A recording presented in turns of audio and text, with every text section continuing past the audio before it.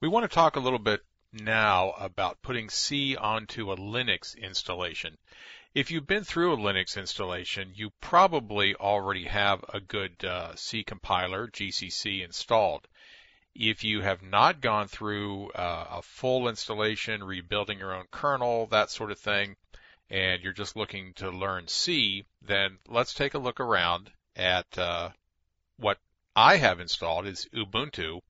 UBUNTU. It's another distribution or distro of Linux. So we'll switch over to that and I'll show you what you can do inside Linux to confirm or at least upgrade the C compiler that you have there.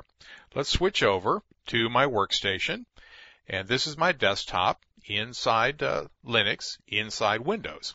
What we do is click on System, Administration, and then come down here to what's called the Synaptic Package Manager.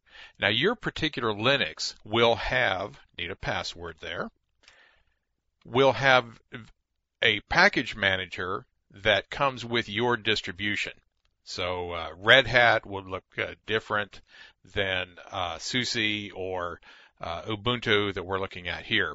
All we have to do in the package manager is search, and we'll search for the GNU C compiler. GCC. We'll click search, and it should just take a second to search through the libraries. And there's the CPP. That's the C++ compiler right there. Now, all we have to do is look at the installed version and the latest version, and they match, so we're up to date. We have everything that we need to do C++, or in our case, just simple C programming. So I don't even have to check mark this or do anything with it. If I did check mark this and click apply, I could install or upgrade the GNU C compiler or the C++ compiler and get a fresh version. Could close the package manager, and that's all there is to it.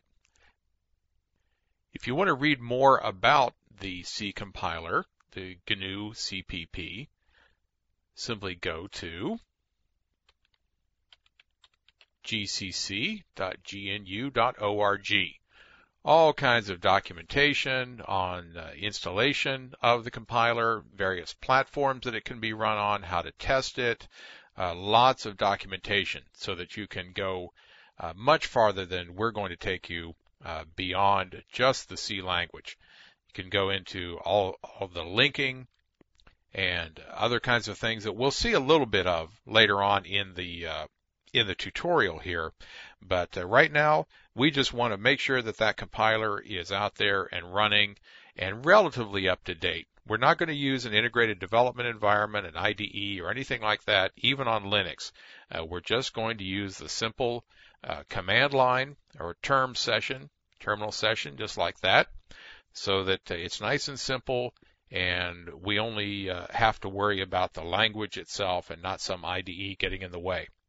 So onward, we will go and learn how to test our compiler and make sure that it's actually out there.